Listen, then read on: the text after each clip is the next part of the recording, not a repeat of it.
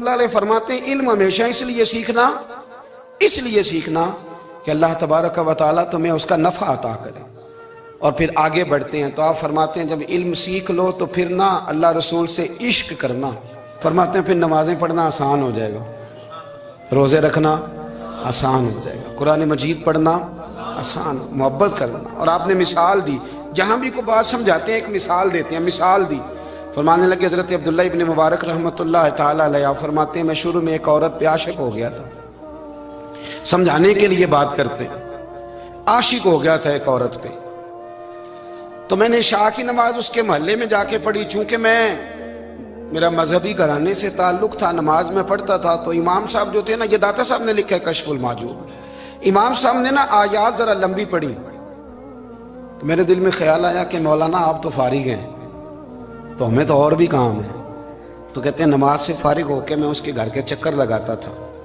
ساری رات گھومتا رہتا تھا، وہ چند لمحوں کے لیے چھت پہ آتی تھی، دو ایک بات کرتی تھی، چلی جاتی تھی، حد یہ ہے کہ مجھے کبھی اس پہ غصہ بھی نہیں آیا، اور اس کا انتظار کر کے کبھی میں تھکا بھی۔ یہ داتا صاحب لکھ رہے ہیں۔ حضرت عبداللہ ابن مبارک فرماتے ہیں ایک رات میں گیا، اسی طرح میں نے نماز پڑھی، پھر میں اس کے گھر گیا، میں ساری رات، سردیوں کی ٹھنڈی رات 11-12 گھنٹے اس کے گھر کا طواف کرتا رہا، معاذ اللہ چکر لگاتا رہا۔ آدھی رات کو سحری کے وقت وہ چھت پہ آئی 1 منٹ کے لیے اور کہنے لگی گھر میں مہمان بہت زیادہ ہیں، آج بات نہیں ہو سکے گی۔ حضرت عبداللہ ابن مبارک فرماتے ہیں کہ میں جب واپس لوٹا تو نہ مجھے اس پہ غصہ تھا، نہ مجھے تھکاوٹ تھی، بلکہ میرے دل کے اندر اس کے لیے محبت بڑھ رہی تھی۔ میں کہہ رہا تھا کتنی اچھی ہے بیچاری، اتنے راش میں بھی اور اتنی مجبوری میں بھی 1 منٹ کے لیے چھت پہ آئی ہے، پھر بھی مجھے اس سے پیار بڑھ رہا تھا۔ کہتے ہیں جب میں تھوڑا آگے بڑھا تو فجر کی اذان ہو رہی تھی، یکدم میرے اندر سے آواز اٹھی، میں نے کہا عبداللہ اگر تو ایک عورت کے لیے ساری رات کھڑا رہتا ہے، نہ تھکاوٹ ہوتی ہے، نہ غصہ آتا ہے، بلکہ پیار بڑھتا ہے، اگر عورت کے لیے بندہ کھڑا رہ سکتا ہے تو رب رسول کے لیے بھی کھڑا رہ سکتا ہے۔ پھر تراویح پڑھنا کوئی اتنا مشکل کام نہیں ہے، پھر تہجد کے لیے اٹھنا کوئی مشکل کام نہیں ہے، شرط یہ ہے کہ پیار ہو جائے۔ ایک عورت کے لیے اگر یہ سارا کچھ ہو سکتا ہے تو اللہ رسول کے لیے بھی ہو سکتے ہیں۔ فرماتے ہیں میں نے توبہ کر لی، اور پھر میرا حال یہ ہے کہ وہ توبہ کی اور پھر 60 سال گزر گئے، ساری رات مصلی پہ کھڑا رہتا ہوں، مجھے کبھی تھکاوٹ نہیں ہوئی، پھر کبھی تھکاوٹ نہیں ہوئی۔ تو داتا صاحب کہتے ہیں پہلے علم سیکھ، پھر اس کے بعد اللہ رسول سے پیار کر، اور پیار والی نماز پڑھ، مشقت والی نہ پڑھ، یعنی بوجھ والی نہ پڑھ کہ اب میری جان چھوٹ جائے تو میں بھاگ کے جاؤں، تم ادھر بیٹھو تو میں دوڑ کے نماز پڑھ کے آیا، یہ والی نماز نہ پڑھ۔ پھر تو آیا تو پھر ذوق پیدا کر، پھر تیرے اندر شوق ہو، پھر تو توانائی والا جذبہ رکھے دین کے معاملے میں۔ پھر داتا صاحب ایک تیسری بات ارشاد فرماتے ہیں، ایک تیسری بات داتا صاحب کرتے ہیں، داتا صاحب کہتے ہیں کہ یہ یاد رکھ کہ جو تجھے اعزاز ملے گا نا زندگی میں، اعزاز تجھے جو زندگی میں ملے گا اور کوئی کرامت اگر تجھے ملے گی تو وہ صرف نبی پاک علیہ السلام کی سنت اور شریعت کی وجہ سے ملے گی۔ تو جتنے مرضی چلے کاٹ لے، وظیفے کر لے، کالا جادو، نیلا جادو، پیلا جادو، جو مرضی تو سیکھ لے، اگر تجھے کوئی اللہ شان دے گا تو صرف اس لیے دے گا کہ تو نبی پاک کے دین پہ عمل کرتا ہے۔ کس نے لکھا ہے؟ اللہ کرے آپ کو میں یاد کرا سکوں، اللہ کرے ایسا ہو جائے اور میری جماعت سمجھنے لگ جائے کہ داتا صاحب کہتے ہیں سنت شریعت پہ عمل کرنا چاہیے، اور میں کوئی ایسی چھپی چھپائی بات بھی نہیں کر رہا، اس کو چلا دیں، کوئی ایسی چھپی چھپائی بات بھی نہیں کر رہا، کشف المحجوب دنیا کی ہر زبان میں اردو میں ملتی ہے، آپ لے کے دیکھ سکتے ہیں۔ داتا صاحب فرماتے ہیں اعزاز جو تمہیں ملے گا نا، اگر شان چاہتے ہو، وہ ہمارے نا بہت سارے ایسے لوگ ہیں جو کہتے ہیں کوئی ایسی چیز ہاتھ لگے، اعلیٰ دین کا چراغ ایسے گھسایا جائے اور فوری طور پہ پیر صاحب نے کہہ دیا تو ریل پیل ہو گئی پیسوں کی، تو میں کہتا ہوں یہ تو دین کا مزاج ہی نہیں، یہ تو دین کی طبیعت ہے ہی نہیں، یہ تو ذوق ہی نہیں دین کا، یہ طبیعت ہی نہیں، مزاج ہی نہیں۔ میرے عزیز داتا علی اجویری رحمۃ اللہ علیہ فرماتے ہیں تو سنت پہ عمل کر، شریعت پہ عمل کر۔ اللہ کا قرآن کہتا ہے قل ان کنتم تحبون اللہ فاتبعونی یحببکم اللہ، فرمایا اللہ کا قرآن کہتا ہے کہ جب تو نبی کریم کی غلامی کرے گا نا تو اللہ خود تمہیں اپنا محبوب بنا لے گا، اللہ خود تمہیں اپنا محبوب بنا لے گا تو اور کیا چاہیے. داتا صاحب نے ایک بزرگ کی بات لکھی ہے جو تابعی ہیں. تابعی اس کو کہتے ہیں جو صحابہ کے شاگرد ہوتے ہیں. ایک بزرگ کی بات لکھی جو تابعی ہیں، وہ فرماتے ہیں کہ ان بزرگوں کا طریقہ یہ تھا کہ وہ لوگوں سے چھپ کے پہاڑ کے پیچھے عبادت کرتے تھے، اور پوزیشن ان کی یہ تھی کہ کسی سے ملتے نہیں تھے، بالخصوص فجر کی نماز سے لے کر عصر کی نماز تک بکریاں رکھی ہوئی تھیں، ان کو چراتے رہتے تھے فرات کے کنارے اور نفل پڑھتے رہتے تھے. اس وقت کو ملنے بھی نہیں آتا تھا. ایک شخص بڑی دور سے ان کی شہرت سن کے آیا، میں نے تو ملنا ہے.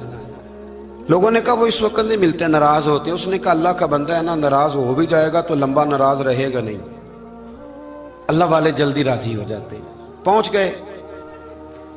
اب وہ بابا جی نماز پڑھ رہے تھے تو کہتے میں نے عجیب منظر دیکھا کہ بابا جی فرات کے کنارے نماز پڑھ رہے ہیں اور ایک بھیڑیا ان کی بکریوں کی حفاظت کر رہا ہے. کہتے میں حیران رہ گیا کہ بھیڑیا تو بکریاں کھایا کرتا ہے اور یہاں چرا رہا ہے. کہتے میں جب گیا تو بابا جی نوافل میں مشغول تھے، مجھے دیکھ کے کہنے لگے اس وقت کیوں آئے؟ میں نے کہا حضور اگر آئے گیا ہوں تو پھر مہربانی کرے قبول فرما لیں. میں بیٹھ گیا تو میں نے کہا حضور یہ بھیڑیا بکریاں چرا رہا ہے، بھیڑیا اور بکریے کی صلح کب سے ہو گئی؟ تو فرماتے ہیں لمبی تقریر نہیں، ہلکا سا جملہ. فرمانے لگے جب سے بکریوں کے مالک نے رب سے صلح کر لی ہے نا، تب سے بھیڑیوں نے بھی بکریوں سے صلح کر لی ہے. بکریوں کے مالک نے رب سے صلح کر لی، گناہ چھوڑ دیے، اس کی فرما برداری میں آ گئے. اب پھر اسے بکریاں چلانے کی ضرورت نہیں رہی. بکریاں نا اب بھیڑیا چراتا ہے. کہتے ہیں میرے اوپر کپ کپی طاری ہو گئی بزرگوں کی بات سن کے، اور مجھے پیاس لگی اور خواہش آئی کہ پتہ نہیں اب بابا جی کچھ کھلائیں پلائیں گے بھی کہ نہیں، بابا جی کچھ کھلائیں گے بھی کہ نہیں. کہتے میرے دل میں خیال تھا تو بزرگوں نے نا ایک لکڑی کا پیالہ، ان کے پاس وہ غار میں بیٹھے تھے تو ایک چھوٹا سا پتھر تھا، اس کی ڈھلان بنی ہوئی. بابا جی نے اس کے نیچے لکڑی کا پیالہ رکھا، وہ رکھا ہی تھا تو وہ دودھ سے بھر گیا. کہتے انہوں نے مجھے دیا تو ٹھنڈا اور میٹھا دودھ، میری طبیعت خوش ہو گئی. بابا جی نے نا دوبارہ وہی پیالہ اسی جگہ رکھا تو شہد سے بھر گیا. 1000 سال پہلے داتا صاحب لکھ رہے ہیں. کہتے مجھے دیا، میں نے فوراً کہا، میں نے کہا حضور یہ دودھ تو گائیں بھینس دیتی ہے، پہاڑوں سے تو نہیں نکلا کرتا، اور شہد تو شہد کی مکھیاں دیتی ہیں، پتھروں سے تو نہیں نکلتا، یہ آپ کہاں سے نکال رہے ہیں؟ تو کہتے ہیں وہ قرآن مجید پڑھنے لگے. وَإِذِ اسْتَسْقَى مُوسَىٰ لِقَوْمِهِ، جب موسیٰ کی قوم نے ان سے پانی مانگا، فرمانے لگے موسیٰ کی نافرمان قوم پانی مانگے، حضرت موسیٰ پتھر پہ ڈنڈا مارے تو اللہ وہاں سے 12 چشمے جاری کر دے. جو رب حضرت موسیٰ کی نافرمان قوم کے لیے پتھر اور پہاڑوں سے چشمے نکال دیتا ہے نا، وہ محمد عربی کے غلاموں کے لیے پتھر اور پہاڑوں سے دودھ اور شہد بھی نکال دیا کرتا ہے. وہ بزرگ کہنے لگے بس بات یہ ہے کہ آج بھی ہو اگر ابراہیم کا ایمان پیدا تو آگ کر سکتی ہے انداز گلستاں پیدا. کہنے لگا حضور پھر میرے لیے بھی دعا کریں. آپ فرمانے لگے پھر دعا، وہ دعا نہ کرا تو مدینے والے کی غلامی شروع کر، تو نبی کریم کی غلامی شروع کر، تو رسول پاک کی غلامی شروع کر.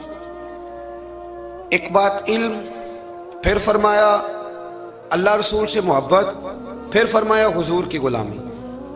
اس سے سارے مکاشفات کھلیں گے، اس سے سارے مشاہدات کھلیں گے، اسی سے کرامتیں ملیں گی، اسی سے مقبولیت ہوگی، اسی سے اللہ نبی کی بارگاہ میں درجہ ملے گا. پھر داتا صاحب آگے بڑھتے ہیں، فرماتے ہیں فقر بھوکے رہنے کا نام نہیں. پورا باب باندھا ہے داتا صاحب نے. فرماتے ہیں فقیری بھوکے رہنے کا، اور کیا بات ہے. کئی دفعہ میں نے کشف المعجوب پڑھی، کئی دفعہ پڑھی، اللہ جانتا ہے، لیکن جب پڑھتے ہیں نہ کوئی نئی بات ہی ملتی. رات پڑھی تو ایک نئی بات سامنے آئی. داتا صاحب نے نا حضرت ابوبکر صدیق کا ایک قول لکھا ہے. حضرت ابوبکر صدیق اللہ کی بارگاہ میں دعا کرتے ہیں، کہتے ہیں یا اللہ مجھے پیسے زیادہ دے. اللہ اکبر، انداز لے کے داتا صاحب نے لکھا یا اللہ مجھے پیسے، اللہ مجھے مال زیادہ دے پر مالک مجھے مال کی محبت نہ دینا. عجیب دعا ہے بھئی یہ بھی، اللہ پیسے دے پر پیسوں کی محبت. اب داتا صاحب نے لکھا ہے ناراض ہونا ہوا تو داتا صاحب سے ہونا. داتا صاحب کہتے ہیں میں نے ایسے امیر دیکھے ہیں جن کے پاس دولت تو ہے پر انہیں دولت سے پیار نہیں. میں نے ایسے غریب دیکھے ہیں جن کے پاس پیسے تھوڑے ہیں پر پیسوں سے عشق کرتے. یہ داتا صاحب نے لکھا ہے. नाराज होना तो उनसे हो ना। मैंने ऐसे अमीर देखे हैं, दौलत है पर दौलत से प्यार अगर अल्लाह ने दी है तो उन्हें बांटना भी आता है, उन्हें सखावत करना भी आता है, खिलाना भी आता है। लेकिन कुछ ऐसे गरीब देखे हैं, पैसे थोड़े हैं पर अल्लाह जानता है इश्क बड़ा है दौलत से, वो जेब से बाहर निकालने को तैयार। ये दाता साहब ने लिखा है। फरमाते हैं फकर इसका नाम नहीं कि तेरे पास पैसे नहीं, दौलत नहीं, बल्कि फकीरी तो इस बात का नाम है कि तुझे दौलत से प्यार नहीं, तुझे दौलत से मोहब्बत, इसका नाम फकर है। तो मेरे भाई हम लोगों ने अपने बुजुर्गों को छोटे दायरे में बंद कर दिया, ये उनका दायरा नहीं था। चलें जी आगे बढ़ते हैं। पांचवी बात दाता गंज बख्श अली अजमेरी, पांचवी बात दाता साहब फरमाते हैं कि अपनी जिंदगी में ना फकीर दरवेश किसी दुनियादार के सामने हाथ नहीं फैलाता, अपनी सफेद पोशी बचा के रखता है, वो हाथ नहीं फैलाता। मैंने आपको बड़ी दफा वो बात सुनाई और मुझे इस जुमले से इश्क है। ख्वाजा कुतुबुद्दीन बख्तियार काकी कहते हैं मैं एक दिन फटे कपड़े पहन के अपने मुर्शद हजरत ख्वाजा मोइनुद्दीन अजमेरी के पास गया था, तो ख्वाजा साहब फरमाने लगे कुतुबुद्दीन ये क्या लिबास पहना हुआ है, ये क्या? मैंने कहा हुजूर क्या हुआ? फरमाने लगे कुतुबुद्दीन याद रख, फकीरी इस तरह की करना कि बादशाही मालूम हो, कोई ये ना समझे कि बाबे को तो जोड़े की जरूरत है, ऐसे कपड़े ना लेके दे दूं। इस तरह की फकीरी करना कि फकीरी बादशाही मालूम। ये क्या बात हुई कि रंग रूप इस तरह का इख्तियार करना कि तरस आए कि चलो हजरत साहब को बंदा 500 दे ही जाए मेहरबानी करके, ये कोई रवैया नहीं है दीन का। दाता गंज बख्श अली अजमेरी फरमाते हैं अपनी जात पर कभी सवाल का दरवाजा ना खोलो। आप फरमाते मेरे मुरीदों से पूछ लो, मैंने देने का मिजाज बनाया है, लेने का मिजाज नहीं बनाया। फरमाते थे अपनी जात पर सवाल का दरवाजा, कुछ लोगों की मजबूरी होती है कर्ज पकड़ना, कर्ज उठाना सुन्नत है, जरूरत पड़ जाए तो कर्ज लेने में मना, कुछ की मजबूरी है, कुछ को शौक है। वो असल पैसे जो होते हैं वो उन्होंने कोने में रखे होते हैं, उससे 5,000 लेके खर्च कर लिया, फिर दूसरे से 5 लेके उसको दे दिया, फिर उससे 5 जो लिया था फिर तीसरे से लेके उसको दे दिया। ये मिजाज ना बनाए। जब सवाल का दरवाजा खुल जाता है तो फिर सारी जिंदगी दोबारा बंद नहीं होता। मांगना है तो अल्लाह रसूल से मांगे, लोगों से मांगते फिरना, दुनियादारों से सवाल करना, अपनी जात पर सवाल का दाता साहब ने पूरा बाब बांधा है, पूरा बाब। और दाता साहब फरमाते हैं सूफिया की एक जमात है जो कहती है हमने तो कभी अपनी जुबान पर दुख बयान ही नहीं किए, हर शय अपने रब रसूल के हवाले कर दी, हर शय अल्लाह रसूल के। और दाता साहब से कहते हैं कुछ ऐसे भी हैं जो दुआ भी नहीं मांगते, लोगों के लिए मांगते हैं, अपने लिए नहीं मांगते। आप दुआ क्यों नहीं मांगते? तो कहते हैं अल्लाह को तो पता ही है हमें क्या चाहिए, उसे तो पता ही है। एक बुजुर्ग की बात लिखी है दाता साहब ने, मेरी जमात में ना मिजाज है करामतों का, मुझे वो सारी बातें भी आती हैं कि एक बंदा कराची से आया, दाता साहब हाजिरी दी तो उसकी लॉटरी निकल आई, ये भी मुझे आती है, लिखी पढ़ी है मैंने, किताबों में है ये भी।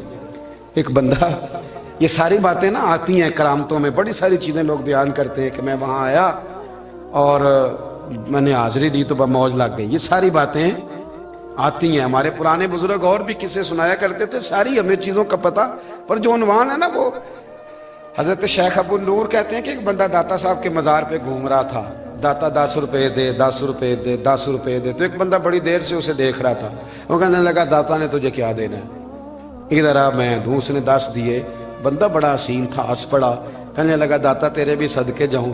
दिलाने लगा तो मुनकर से ही दिलवा दिए, जो नहीं मानता उसी से दिलवा दिए। वो बड़ा परेशान हुआ, मैं और चक्कर में था, इसने मेरे ऊपर ही जड़ दी है बात, कहने लगा दाता तेरे सदके जाऊं। तो ये सारी बातें किताबों में मौजूद हैं, लोगों ने अपने अपने मुशाहिदात जो जिसके साथ पेश आया उसने बयान किए हैं। बहुत सारी बातें काबिले बयान हैं, पर जो उन्वान है मैं उस पर रहना चाहता हूँ। दाता साहब रहमतुल्लाह अलैह फरमाते हैं हमारी तालीमात हैं कि अपने दुख दर्द दुनियादारों से बयान नहीं करने, सवाल का दरवाजा लोगों के सामने खोलना। अल्लाह वालों से कहेंगे कभी कहना होगा तो, दुनियादारों से कहना। कहते हैं शेख अहमद नाम के बुजुर्ग थे, सारी जिंदगी किसी को काम नहीं बताया, सारी जिंदगी बड़ी मुश्किलात आई, पर कभी अपनी जात पर सवाल का दरवाजा नहीं खोला। एक ऐसी मुश्किल आई कि जो हल ही नहीं होती थी, किसी ने उन पर कोई इल्जाम लगा दिया। अबू मुस्लिम नाम का एक बादशाह था, उसकी हुकूमत थी, उसने पकड़ के कैद में डाल दिया। अब कैद में हैं, जुर्म लग गया है, فرد جرم عائد ہو گئی ہے، جیل میں ہیں. لوگ کہنے لگے حضرت جی اپنی صفائی میں کچھ کہیں. فرمانے لگے ساری زندگی بندوں سے کچھ نہیں کہا. اللہ رسول کو پتا ہے میں بے گناہ ہوں، مجھے کہنے کی ضرورت نہیں. داتا گنج بخش علی حجویری نے لکھا ہے، داتا صاحب کہتے ہیں تو یقین کامل تو پیدا کر، تو ایمان تو پختہ کر. داتا صاحب کہتے ہیں وہ ابو مسلم جو بادشاہ تھا وہ نیک آدمی تھا، اسے رات کو خواب میں نبی کریم کی زیارت نصیب ہوئی اور حضور سید عالم صلی اللہ علیہ وسلم فرمانے لگے تو نے اللہ کا ایک نیک بندہ جیل میں ڈال دیا. ڈر نہیں آتا، وہ تو بے گناہ ہے. بادشاہ آدھی رات کو خود اٹھا. دادا صاحب فرماتے ہیں کسی گارڈ کو نہیں بھیجا، پولیس والے کو نہیں بھیجا، جیلر سے نہیں کہا، خود گیا، جا کے جیل کا دروازہ کھولا. دروازہ کھول کے اس درویش کو آزاد کیا. کہنے لگا بابا جاؤ، مجھے پتا چل گیا آپ بے گناہ ہیں. بابا جی سلام کر کے جانے لگے تو بادشاہ پھر آگے آیا، ہاتھ باندھے، ہاتھ چومے. کہنے لگا حضور آپ بڑے نیک ہیں، میرے لیے کوئی حکم ہو تو بتائیے گا، میرے لائق کو خدمت ہو تو بتائیے گا. تو شیخ احمد فرمانے لگے تجھے ابھی بھی سمجھ نہیں آئی، تجھے ابھی بھی نہیں سمجھ آئی. کہنے لگا حضور کیا؟ فرمانے لگے جو تہجد کے وقت تجھے اٹھا کے مجھے رہا کرنے بھیج سکتے ہیں وہ میری کوئی ضرورت باقی رہنے دیں گے؟ مجھے کوئی ضرورت پڑے گی کسی اور کو کہنے کی؟ جو تہجد کے وقت تجھے اٹھا کے بھیجتے ہیں کہ جا کھول جا کے دروازہ، وہ ضرورت رکھیں گے میری؟ ضرورت مجھے رہے گی کہ میں تجھے اور کوئی کام؟ ابھی بھی تجھے سمجھ نہیں آئی؟ تو داتا علی حجویری رحمت اللہ علیہ فرماتے ہیں اصل میں ہماری طبیعت ہے، ہم نے بندوں سے دل لگا لیا ہے. دل اللہ رسول سے لگاؤ، کسی بندے سے لگانا تو اس سے لگاؤ جو اللہ والا ہو. آپ فرماتے ہیں کہ اپنی ساری خواہشات اپنے رب رسول سے، آپ فرماتے ہیں کہ اگر اللہ کے حوالے اپنی خواہشات کر دو گے تو رب تمہیں نا عام لوگوں سے زیادہ عطا کرے گا، عام لوگوں سے. اور پھر داتا صاحب نے آگے جا کے ایک چھٹی بات لکھی ہے، اتنا وقت نہیں ہے ورنہ کشف المحجوب کا تو ایک ایک صفحہ الٹتے جائیں تو کیا کیا چیزیں کھلتی چلی جاتی ہیں. داتا صاحب نے لکھا ہے، داتا صاحب فرماتے ہیں اگر تو چاہتا ہے نا رب جلدی راضی ہو جائے پھر اللہ کی مخلوق سے محبت کرنی شروع کر دے. اگر تو چاہتا ہے کہ رب راضی نہیں صرف جلدی راضی ہو پھر اللہ کی مخلوق سے پیار کر. اللہ خود داتا صاحب اپنی بات کرتے ہیں، کہتے ہیں میں دریائے راوی سے گزر رہا تھا، یہ ایک اور جگہ آپ کی سیرت میں لکھا ہے، یہ کشف المحجوب میں نہیں ہے. راوی سے گزر رہے تھے تو داتا صاحب نے اکثر ٹینڈ کرا کے رکھتے تھے. کئی بزرگ ہیں جو سر پہ بال نہیں رکھتے، ٹینڈ کرائی ہوئی تھی تو کشتی میں گزر رہے تھے تو سامنے سے کچھ نوجوان بھی کشتی میں آ رہے تھے. تو آپ نے نا سر سے کپڑا اٹھایا،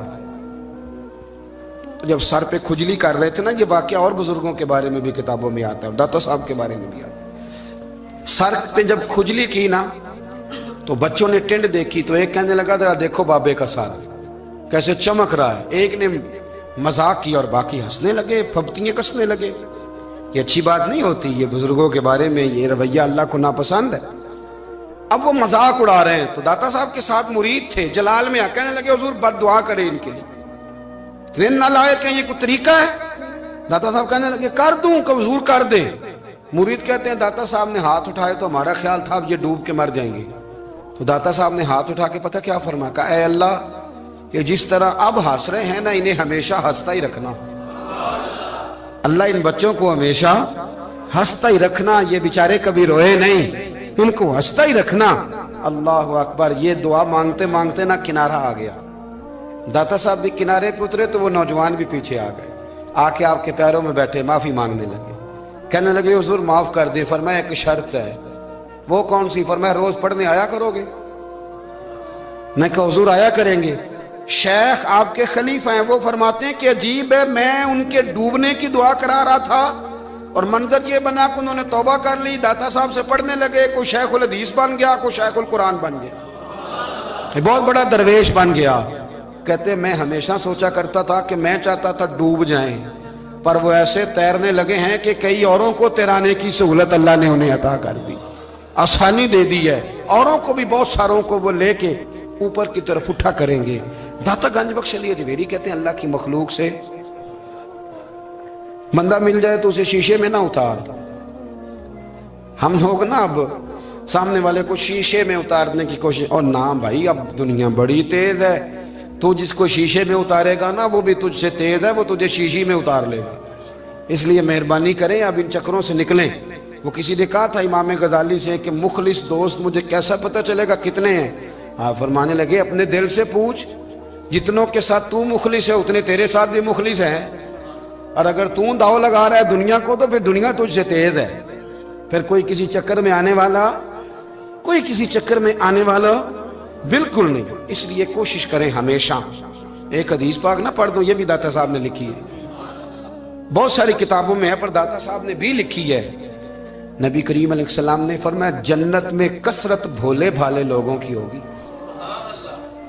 جنت میں کثرت بھولے بھالے لوگ جنت میں، وہ جو آسمان پہ تارا لگا بھی آتے ہیں پھر شام کو دوبارہ لے بھی آتے ہیں، وہ تیز بڑے ہیں پر رہ ہمیشہ پیچھے جاتے ہیں۔ وہ جو سادے ہیں، جو چکروں میں نہیں پڑتے۔ اب یقین کریں اب تو نا لوگوں سے مل کے کئی دفعہ گھٹن ہونے لگتی ہے، بعض لوگوں سے ملاقات کر طبیعت لگتی نہیں زیادہ تر، اس لیے کہ محسوس ہوتا ہے کہانیاں گاڑ رہے ہیں، قصوں کی دنیا کے لوگ، یہ وہ بات میں وزن نہیں، وہ سرور نہیں۔ اور بعض لوگ آتے ہیں کچھ کہتے بھی نہیں، لیکن ان کے لب و لہجے میں اتنی مٹھاس ہوتی ہے کہ دل کرتا ہے کبھی یہ دوبارہ بھی آیا کرے، کبھی آئے، کبھی پھر ملے۔ تو معاشرے کو حسن دیں، معاشرے کے اندر کوفت نہ پیدا کریں۔ بات چونکہ وقت تھوڑا رہ گیا، داتا علی اجمیری کہتے ہیں اللہ کی مخلوق سے پیار کر، اللہ تجھ سے راضی ہوگا۔ آپ نے دلیل کے طور پہ بنی اسرائیل کا ایک واقعہ لکھا۔ آپ فرماتے ہیں بنی اسرائیل کے اندر ایک شخص تھا جو پہاڑ کی چوٹی پہ عبادت کرتا تھا، لوگ اوپر چڑھ کے ملنے کے لیے آتے تھے، رستے میں ایک ڈھلان تھی، لوگ اس پر چڑھتے تو پاؤں پھسل جاتے، بہت سارے لوگ گر جاتے۔ ایک دن وہ شخص کہنے لگا اللہ اگر تو اسے نہ بناتا تو کیا ہوتا، ایسے بیکار بنا دی، رب ناراض ہو گیا۔ اس وقت کے پیغمبر علیہ السلام کو وحی فرمائی سے کہو تو میری تخلیق پہ اعتراض کرتا ہے، جا میں نے تیرا نام ولیوں کی صف سے کاٹ کے نافرمانوں کی صف میں لکھ دیا۔ وہ نبی اس امت کے علیہ السلام تشریف لائے اور آ کے اسے کہا کہ رب کریم نے تیرا نام کاٹ کے نا ولیوں کی لسٹ سے نافرمانوں کی لسٹ میں لکھا ہے۔ کہنے لگا حضور اللہ نے خود لکھا ہے؟ کہا ہاں۔ وہ سجدے میں گر گیا، یا اللہ تیرا شکر ہے، یا اللہ تیرا شکر ہے۔ وہ پیغمبر فرمانے لگے یہ کیا کر رہے ہو؟ عرض کی حضور آپ نے کہا ہے نا اللہ نے میرا نام لیا ہے، میں کہاں اور میرا رب کہاں؟ اس نے میرا نام لیا ہے حضور، میں تو اپنے آپ کو کسی کھاتے میں نہیں سمجھتا تھا۔ اچھا اگر مالک نے اب مجھے نافرمان فرما دیا ہے اور میری غلطی سے فرمایا ہے دوزخ میں تو میں جاؤں گا۔ حضور آپ اللہ کے نبی ہیں، آپ کے ذریعے کی التجا ہے مالک کے حضور، رب کریم سے عرض کیجئے گا کہ اب مجھے دوزخ میں تو پھینکنا ہی ہے، تو میرا وجود اتنا بڑا کر دے، اتنا بڑا کر دے کہ میں اکیلا جہنم میں آ جاؤں۔ میرا دل نہیں کرتا اللہ کا کوئی اور بندہ دوزخ میں جائے، میں چاہتا ہوں اتنے پیارے پیارے مخلوق پیدا کیے اس نے، کوئی جلے نہ، کوئی دوزخ میں جلے نہ، مجھے بڑا کر کے نا اکیلا بھر دے میرے وجود کو، میں اکیلا جلوں گا۔ عرض کرے رب کی بارگاہ میں، وہ پیغمبر وہی کھڑے تھے، وہی آئی، اے میرے نبی سے کہہ دو تو میرے بندوں سے پیار کرتا ہے تو میں تجھ سے پیار نہ کروں؟ جا میں نے تجھے معاف بھی کیا، تیرے لیے جنت کا فیصلہ بھی کیا، اور قیامت میں جس کی تو سفارش کرے گا میں ان سب کو بھی جنت عطا کر دوں گا۔ داتا صاحب کہتے ہیں اگر تو آسانی چاہتا ہے کہ اللہ جلدی راضی ہو تو کسی کا بھلا کرنے کی کوشش کر، کسی کو نفع دینے کی کوشش کر کہ اللہ کی مخلوق سے کوئی پیار ہو جائے، کسی کو تسلی دے، کسی سے محبت کر، کسی کے ساتھ تو خیر والا معاملہ کر، رب کریم تیرے لیے آسانیاں کرے گا۔ سالوں بیت گئے، میں نے کہا 1000 سال ہو گئے ان کے وصال کو کم و بیش، کتنے جی؟ 200-300 سال کے بعد لوگ بھول جاتے ہیں۔ بہت سارے ایسے درباروں پہ جانے کا موقع ملا کہ لوگ کہتے ہیں پتہ نہیں بزرگ کون تھے، لیکن یہاں مزار ہے ان کا۔ 1000 سال بیت گئے، 1000 سال۔ وہ جب یہاں برطانیہ حکومت کرتا تھا نا، انگریز کی حکومت تھی ہندوستان میں، تو لارڈز آف برطانیہ کہا کرتا تھا کہ یہ عجیب، میں نے داتا صاحب کی قبر دیکھی ہے تو قبر پر لوگوں کے دلوں پہ حکومت کرتی ہے تو یہ قبر پر اس کا سکہ چلتا ہے۔ جو لوگ نہیں بھی نہ مانتے مزارات کی حاضری، ان کو بھی کبھی نہ کبھی آنا پڑ ہی جاتا ہے۔ یہاں کی حاضری اتنی ضروری ہے کہ ان کو بھی کبھی نہ کبھی حاضری دینی پڑ جاتی ہے۔ داتا صاحب رحمۃ اللہ تعالی علیہ نے خدمات کی، کوئی زمین نہیں داتا صاحب کی، کوئی شخص نہیں بتا سکتا کہ اتنے مربع تھے، کوئی نہیں بتا سکتا کہ داتا علی اجویری رحمۃ اللہ تعالی علیہ اتنے بڑے مکان میں رہتے تھے۔ ایک مسجد بنائی ساری زندگی۔ ایک دفعہ ایک صاحب مجھے کہنے لگے جی وہاں لوگ بڑا سجدے کرتے ہیں، شرک کرتے ہیں، فلاں کرتے ہیں، طالب علمی کا زمانہ تھا۔ میں انہیں اسے کہا چل یار چلتے ہیں، آجا حاضری دے، یہ پتہ تو کریں۔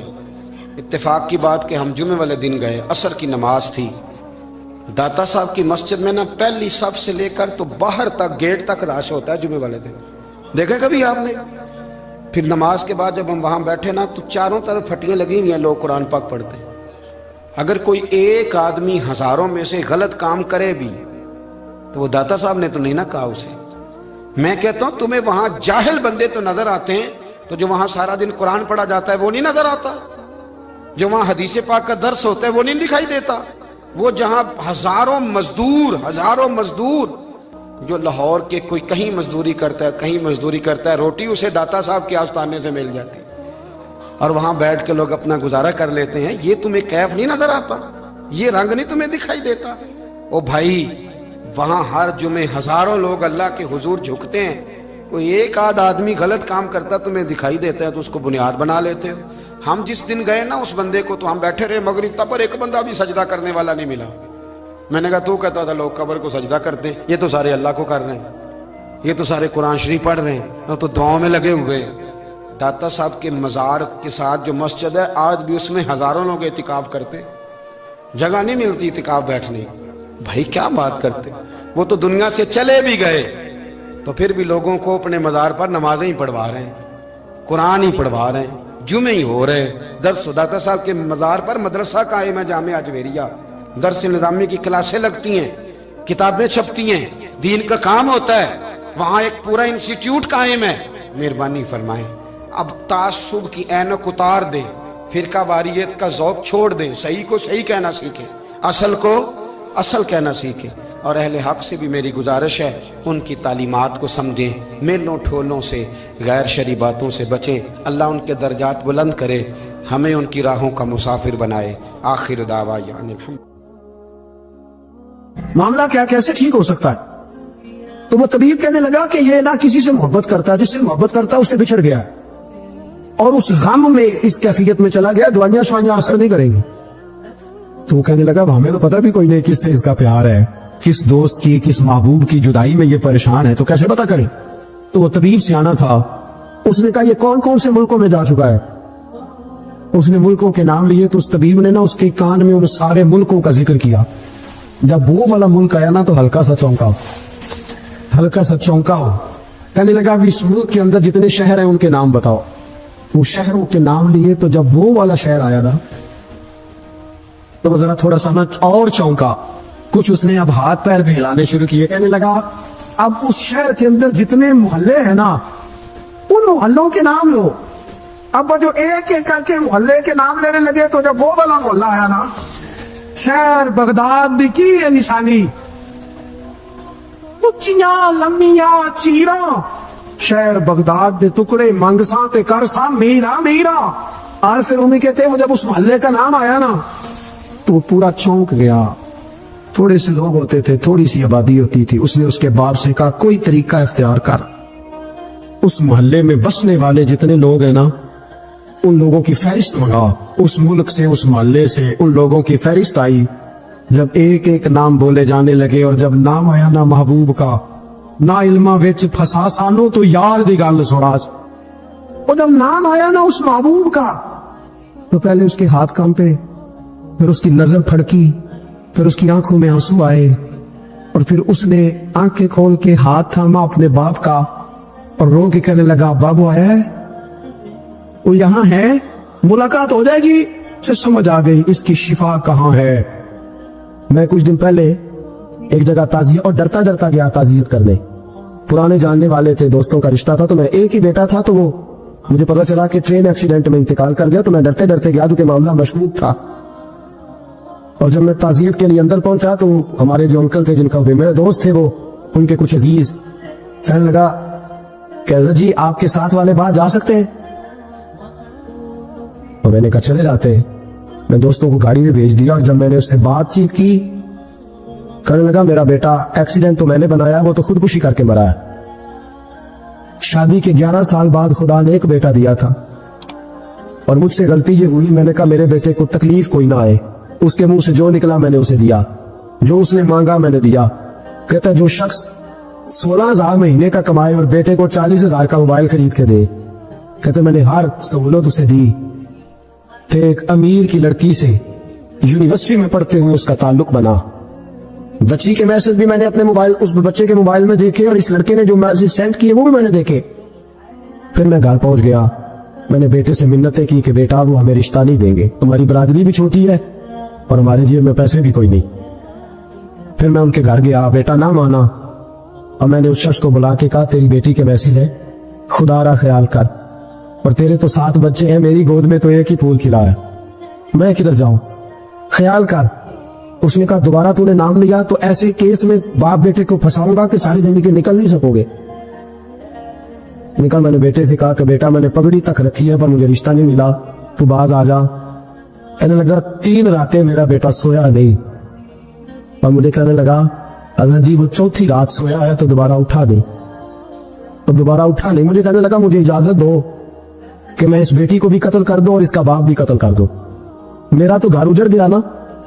वो कहने लगा मैं कभी कभी दोस्तों के पास जाके रात गुजार लेता हूं और मैं अपने दिल को सुकून दे लेता हूं, लेकिन उसकी माँ उसके जूते सीने से लगाए फिरती है, उसकी अम्मा उसके पुराने कपड़े लेके सीने से लगाए फिरती है। कहने लगा हज़रत जी कोई कोशिश करो, कोई दुआ करो कि अल्लाह मेहरबानियां करे। मैं कह तो नहीं सका उनसे, लेकिन मेरे दिल में ख्याल आया कि किसने कहा था कि बच्चा यूनिवर्सिटी में को एजुकेशन में दाखिल कराओ, किसने कहा था कि इसके हाथ में आग का अंगारा दो। मेरे दोस्त आप तेज आग जला के उसके करीब मक्खन रखो और फिर मक्खन से कहो कि डलना ना, फिर मक्खन से कहो कि पिघलना ना। भाई तेज आग करीब जला दिया तू कहता पिघलना, ये कैसा मुमकिन है? हो सकता है? बोलिए ना, हो सकता है। हजरत सैयदना अबू बकर सिद्दीक फरमाते हैं मैं हुजूर के सामने बैठा, एक शख्स आया, उसने आकर के कहा या रसूलुल्लाह सल्लल्लाहु तआला अलैहि वसल्लम ये मेरे हाथ के अंदर खंजर है, मैं कत्ल करके आया हूं। कातिल खड़ा हुआ। एक तरफ कुरान मजीद का हुक्म है कि जिसने एक आदमी को कत्ल किया पूरी इंसानियत को कत्ल किया। हुजूर ये खंजर है, कत्ल करके आया हूं। मेरे मुस्तफा ने फरमाया किसको कत्ल किया? उसकी हुजूर सगी बहन को मारा है, सगी बहन थी, मैंने कत्ल कर दी। मेरे नबी पाक सल्लल्लाहु अलैहि वसल्लम ने फरमाया क्यों मारा? प्यार नहीं था। अबूबा बहन से किसको प्यार नहीं होता? बड़ा प्यार था, और मारा क्यों? तो सहाबी रोने लगे, कहने लगे महबूबा मैं बड़ा प्यार करता था, पर वो काफिरा थी, मुशरिका थी, बड़ा प्यार करता था। जब भी उसके पास जाता वो आपके बारे में बात छेड़ देती। मैं उसको कहता सारा कुछ कर ले, मेरे नबी के बारे में बात न करना। मैं हर शय सह लेता, पर मुस्तफा करीम की जात के बारे में मैं कोई बात बर्दाश्त करने की ताकत नहीं रखता। ये वाला जुमला ना कहना। मैं उसको रोकता, मना करता, वो बाज ना आती। कहते आज उसने इतनी सख्त बात की कि मैं उसका गला काट आया हूँ, कत्ल कर दिया है। हुजूर मेरे लिए हुक्म क्या है? तो नबी पाक ने फरमाया जा तेरे ऊपर कोई सजा नहीं, तूने जो किया है अच्छा ही किया है, ये अच्छा कर डाला है जो तूने किया है। एक सहाबी नाबीना थे, आंखों से नजर नहीं आता था, रिश्ता कोई नहीं देता था, माजूर आदमी थे, निकाह हुआ, शादी हुई, 2 बेटे दिए अल्लाह, घर बस गया, बीवी कपड़े धो के देती, खिदमत करती, रोटी पका के देती, बच्चे बड़े हसीन थे। और वो सहाबी खुद फरमाते हैं, नाबीना सहाबी कहते मोतियों की तरह के मेरे बच्चे, जो भी आता आके कहता तेरे मोतियों की तरह के लाल हैं। लेकिन आप फरमाते हैं एक सुबह ऐलान हो गया, मदीने में शोर हो गया कि उस नबीना सहाबी की बीवी कत्ल हो गई, किसी ने खंजर पे दबाया, मर गई है। कहते हैं उसके लवाहिकीन इकट्ठे हुए, दरे रिसालत इमाम पे आए, आगे कहने लगे हुजूर हमारा कातिल ढूंढ के दे, हमारी बेटी को किसने मारा? मेरे रसूल पाक ने मजमे पे नजर डाली, फरमाया भाई मुझे कहने की जरूरत ना पड़े, अगर कातिल मौजूद है तो खुद उठ जाए। खुद उठे।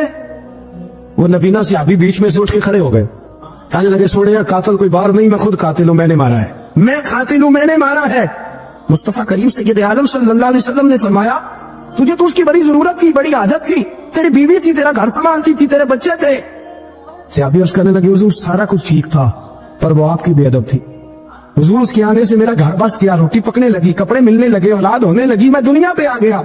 लेकिन महबूबा मैंने वो शौक क्या करने हैं जो तेरी बेअदबी पर तामीर किए जाएं। या रसूलल्लाह मुझे क्या हाजत उस चीज की जिसमें आपका प्यार ही ना हो। या रसूलल्लाह आपकी मोहब्बत ही ना, हुजूर मैंने कत्ल कर डाला है, मुझे बीवी नहीं चाहिए, मुझे वो वाली चाहिए जिसकी जुबान पर रसूलुल्लाह के नाम के तराने हो, جو حضور کی محفل کرنے والی ہو, نعت پڑھنے والی ہو, جو نبی پاک علیہ السلام کی ازواج کا, اولاد کا, بیٹیوں کا ذکر کرنے والی. مجھے وہ بی بی نہیں چاہیے جو بی بی بے ادبی کرے. میرے نبی پاک صلی اللہ علیہ وسلم نے محلے داروں سے پوچھا, فرمایا بات اس کی ٹھیک ہے کہ حضور واقعی بے ادب تھی؟ نبی پاک نے فرمایا اٹھو پھر چلے جاؤ, اس نے انسان نہیں مارا, اس نے گستاخ رسول کو مارا ہے, اس نے ایک گستاخ رسول کو مارا ہے. بھائی یاد رکھے, نبی پاک کا پیار ایمان کا حصہ ہے, اس میں کوئی کمپرومائز نہیں.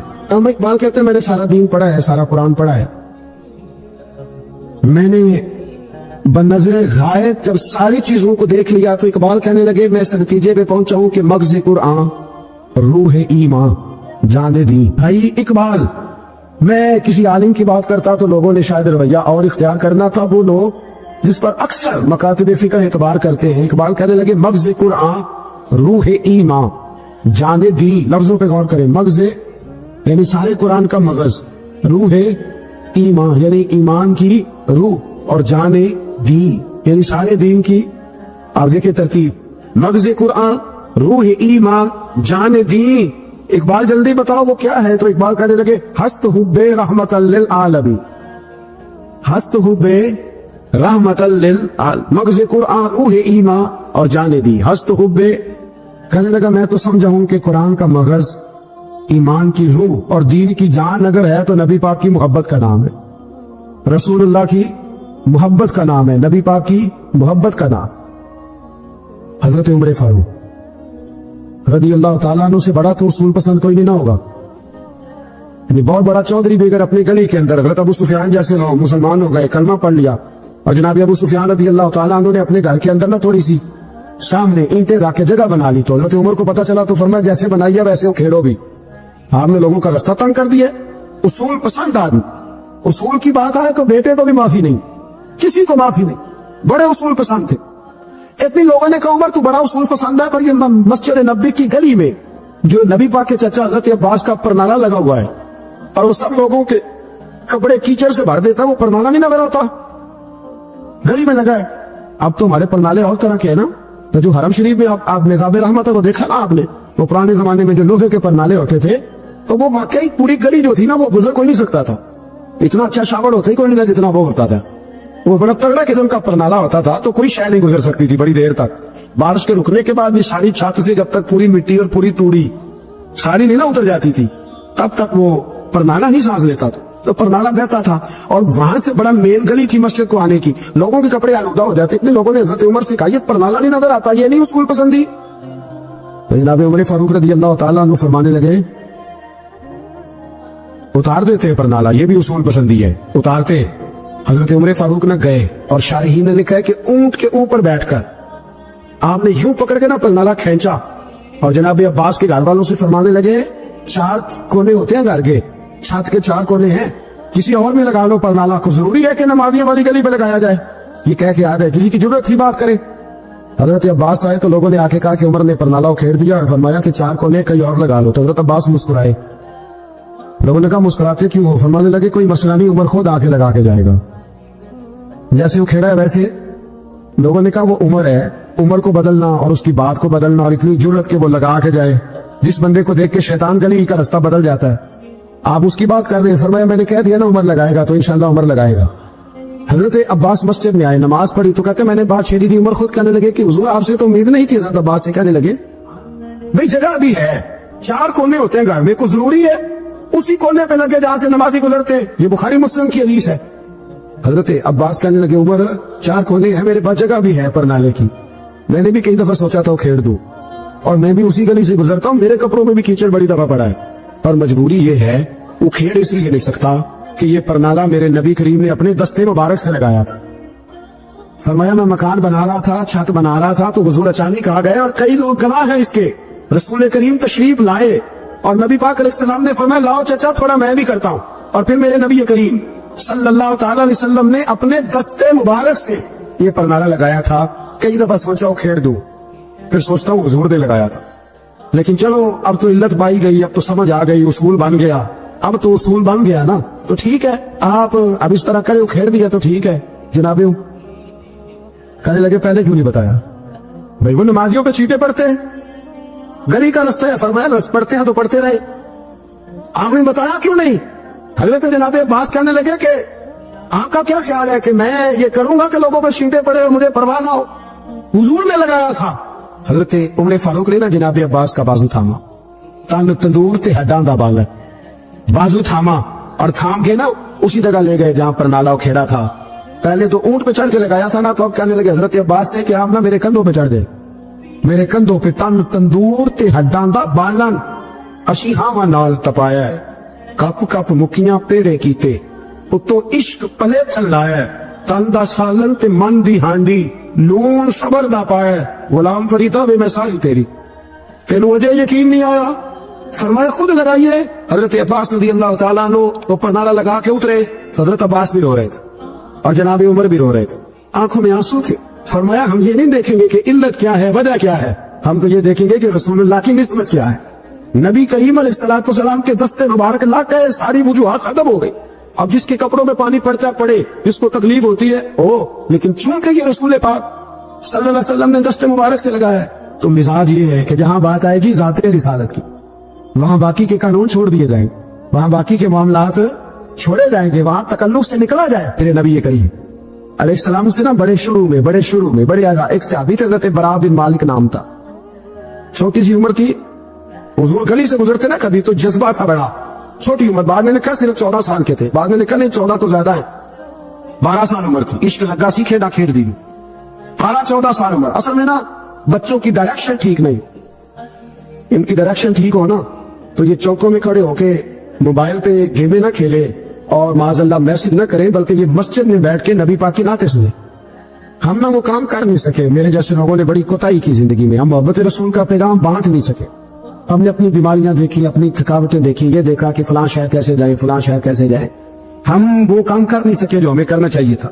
ذمہ تھا, باپ کی ذمہ ہے. نبی پاک نے فرمایا ماں باپ کی ڈیوٹی اپنی اولاد کو میری محبت سکھائیں, پر ہم وہ رنگ دے نہیں سکے, ہم وہ مزاج دے نہیں سکے, ہم نے وہ کوتاہی کی. ہم نبی پاک کا حسن, حضور کی سیرت, اخلاق عالیہ, کردار, گفتار, رفتار, انداز, تربیت, وہ ساری باتیں قوم کو بیان نہیں کر سکے. اس لیے لوگ وہاں پہنچے نہیں, ورنہ مغز قرآن روح ایمان جانے دی, ہست ہو بے رحمت للعالمین, ہم وہاں تک لے جا نہیں سکے. حضرت برا بن مالک نا 12 سال کی عمر ہے, 12 سال. نبی پاک گلی سے گزر رہے تھے تو دوڑ کے آ گئے, آ کے نا حضور سے چمٹ گئے, عرض کرنے لگے حضور کوئی حکم بتائیں, میرا دل کرتا ہے آپ کی بات مانو, کوئی حکم حضور. مجمع الزوائد میں حدیث, اس ایک حدیث کے لیے نا میں کو 5,000 روپے کی پوری کتاب, پوری 10 جلدیں خرید کے لایا تھا. ایک حدیث کے لیے, پیاری بڑی ہے, شاندار بڑی ہے, اور میرا دل کیا, میں نے کہا جس کتاب میں ہے نا ساری کتاب ہی منگا لو. کچھ چیزیں بڑی انسان کو انوکھی لگتی ہے نا. حضرت برا بن مالک رضی اللہ, چھوٹی سی عمر ہے, حضور سے لپٹ گئے. تو حضور نے فرمایا بیٹے کیا ہوا؟ عرض کرنے لگے حضور کوئی حکم بتائے, میرا بھی دل کرتا ہے عمل کرو. تو حضور میں چھوٹے چھوٹے کام بتاتے ہیں, دکان سے, بچوں کو یہ بتانا ہوتا ہے نا, دکان سے لے آ, یہ کر دے, فلاں کو بلا لے. لیکن حضور ان کی غیر موجودگی میں ان کا ذکر بڑا کرتے. ایک دن کچھ لوگ کہنے لگے حضور بڑا ذکر کرتے ہیں, پر وہ کرتا تو چھوٹے موٹے کام ہے بچہ. نبی پاک نے ایک دن ارادہ کیا کہ ان کو تجربہ نہ کرائے کہ وہ پیار کتنا کرتا ہے. رسول کریم فرمانے لگے میں جو کہوں گا کرو گے؟ حضور کروں گا. فرمایا جاؤ اپنے باپ کی گردن کاٹ کے لاؤ. کس کے لیے؟ جی ابھی. حضور نے فرمایا اپنے ابا کا سر کاٹ کے لا. تو وہ دوڑے. ایک روایت میں کہ مولا علی کے گلے میں تلوار لٹک رہی تھی, یوں کھینچی, اور اس نے جذبات سے دوڑے کہ حضور نے فرمایا اسے پکڑ لو ورنہ یہ گردن کاٹ بھی لائے گا, پکڑ لو اسے ورنہ یہ کاٹ دے گا. اللہ کی قدرت کے تھوڑا وقت گزرا تو وہ بیمار ہو گئے. دن میں 2 مرتبہ میرے نبی پاک تیمارداری کر دیتے تھے. ایک شام رسول کریم تشریف لے گئے تو حضور سرانے بیٹھے, ماتھے پہ ہاتھ رکھا تو کریم محبوب ان کے باپ کی طرف کان میں کچھ کہا, ان کے والی سے حضور ہونے لگے. اور پھر حضور نے دوبارہ ماتھا چوما, پیار کیا اور چلے گئے. حضرت برا بن مالک چھوٹی عمر تھی, کچھ نے لکھا طلحہ بن برا نام تھا ان کا. تو حضرت طلحہ بن برا نا اپنے ابا کو قریب بلایا اور چارپائی میں بٹھایا. کہنے لگے ابا جی حضور کیا فرما گئے؟ کہا بیٹا تیرے والی بات نہیں, کل بتائیے. کہا نبی کریم علیہ السلام نے فرمایا کہ شام کو نا میرے طلحہ کا انتقال ہو جائے, اور جب اس کی روح پرواز کر جائے تو مجھے خبر کرنا, میں آ کے جنازہ پڑھاؤ. ٹھنڈ بڑی تھی, مدینے میں ٹھنڈ بڑی تھی. حضرت طلحہ نے نا اپنے باپ کا ہاتھ پکڑا اور اپنے سینے پہ رکھا. کہنے لگے ابا حضور تو جو فرما گئے, پر میری وصیت یاد رکھنا, نبی پاک کے دین کا قانون یہ ہے کہ جب کوئی انتقال کر جائے تو جلدی دفن کرو. اس طرح کرنا, رات کا وقت ہوگا, جب میرا انتقال ہوگا تو فوراً غسل دے کے نا دفن کر دینا, نبی پاک کو خبر نہ کرنا, نہ بتانا. عمر دیکھو اور بات دیکھو. کہا حضور کو کیوں نہیں بتانا؟ حضور خود فرما کے گئے تو کہنے لگے رات کا وقت ہوگا تو جن گلیوں سے حضور نے گزر کے آنا نا وہ یہودیوں کے محلے ہیں، ایسا نہ ہو کہ میرے جنازے کی وجہ سے کوئی یہودی میرے نبی کو تکلیف دے دے، میرے جنازے کی وجہ سے، جنازے کی وجہ یہاں کہتے ہیں حضرت صاحب مجھے بڑا پیار ہے آپ سے، پر میرے گھر ضرور پہنچے، جیسے مرے یا جیے، ماں شام کو آپ کو پہنچنا پڑے۔ میرے رسول کریم علیہ السلام کے غلاموں نے دیکھو انداز محبت کیا بیان فرمایا، کہا نبی پاک کو تکلیف نہ ہو میری وجہ سے، میرا جنازہ خود ہی پڑھ کے مجھے دفن کر دینا۔ ان کا انتقال ہو گیا، رات کو دفن کر دیا، صبح حضور تشریف لائے، وہ معبود جنہیں اللہ نے غیب کے خزانوں کی کنجیاں عطا فرمائی، فرمایا بتایا کیوں نہیں، مجھے بتاتے، میں خود جنازہ پڑھتا، میں خود نہ قبر میری تے میرے اپیرا جے کر پاوے پھیرا، قبر دے اندروں ہڈیاں اٹھ کے مجرا کر سن تیرا، کہا بتایا کیوں نہیں، خبر کیوں نہیں کی، میں جنازہ پڑھتا، میں خود پہنچتا۔ تو بابا پر عرض کرنے لگے حضور میرا تو پتر تھا، میرے لیے اس سے بڑی سعادت کیا ہوتی کہ آپ جنازہ پڑھاتے، پر اس نے وصیت کر دی کہ حضور کو بتانا نہیں تکلیف ہوگی۔ نبی کریم فرمانے لگے بتاؤ مجھے اس کی قبر کہاں ہے۔ اور یارو غور کرنا، ساری دنیا گنبد خضرا روضہ رسول پہ اور نبی پاک ایک غلام کی قبر پہ تشریف لو، خود نبی کریم گئے اور آج حضور نے دعا انوکھی فرمائی، فرمایا اے اللہ جب میرا طلحہ تجھ سے ملے نا تو ذرا اس سے مسکرا کے بات کرنا، جو تیری شان کے لائق، رسول اللہ کی محبت، نبی پاک کی غلامی، رسول اللہ کا پیار۔ اعلیٰ حضرت کہتے ہیں جان ہے عشق مصطفیٰ، روز فضو کرے خدا، او بھائیو جس کو ہو درد کا مزہ وہ نازے دوا اٹھائے کیوں۔ اور اعلیٰ حضرت فرماتے ہیں جلنا تو ہے، کوئی دولت کے لیے جلتا ہے، کوئی شہرت کے لیے جلتا ہے، کوئی اقتدار کے لیے جلتا ہے۔ فرمانے لگے اے عشق تیرے صدقے جلنے سے چھٹے سستے، جو آگ بجھا دے گی وہ آگ لگائی ہے۔ اگر آج یہ ارادہ کر لینا کہ ہم نے لوگوں کو آسانیاں دینی ہیں، تو میرا یہ خیال ہے کہ صبح خیر نہیں خیر کثیر بٹنی شروع ہو جائے گی۔ اگر ہم یہ ارادہ کر لیں کہ میں نے لوگوں کو آسانیاں، وہ ہمارا مزاج نہیں نا، ہم آسانی لینا چاہتے، اگر ہم بحیثیت مسلمان تھوڑی تھوڑی خدمات سر انجام دینے لگے، تھوڑا تھوڑا سوچنے لگے، دیکھیں رسول کریم کی سوچ مبارک کیا ہے۔ بدر کے لوگ قیدی ہو کے آ گئے، کفار تھے وہ، اب حضور نے فرمایا فیصلہ یہ ہوا مجلس شورا میں صحابہ کی میٹنگ میں کہ فدیہ دیں گے اتنے اتنے پیسے تو آزاد کر دیے جائیں گے۔ کچھ لوگ ایسے تھے جو فدیہ نہیں دے سکتے تھے لیکن حساب کتاب لکھنا پڑھنا جانتے تھے۔ اب حساب کتاب کی تو دین میں بھی ضرورت ہوتی ہے نا، آپ کو وراثت تقسیم کرنی ہے، کئی کام کرنے ہیں، تو نبی پاک علیہ الصلوۃ والسلام نے بھی نا وہاں امت کا سوچا، فرمایا تم اس طرح کرو مسلمانوں کے 10 بچوں کو لکھنا پڑھنا سکھا دو، میں تمہیں آزاد کر دیتا ہوں۔ بحیثیت قوم کی فلاح و بہبود کے لیے جو نبی پاک کے نظریات ہیں، جو حضور کے افکار ہیں، ان 10 بچوں کو لکھنا پڑھنا سکھا دو۔ یار میری سوچ ہمیشہ یہ رہتی ہے کہ میرے بچے لکھ پڑھ جائیں، یہ کیوں نہیں سوچتا کہ میرے محلے کے سارے بچے اگر پڑھ جائیں گے تو یہ محلہ پڑھے لکھے لوگوں کا محلہ کہلائے گا، میرے سویت لوگ کہیں گے کہ بڑی شستہ آبادی ہے۔ میری سوچ کیوں اڑ جاتی ہے کہ فقط میرا ہی بچہ آگے نکلے، تو اپنے فیض کو کھول کے عام کیوں نہیں کرتا؟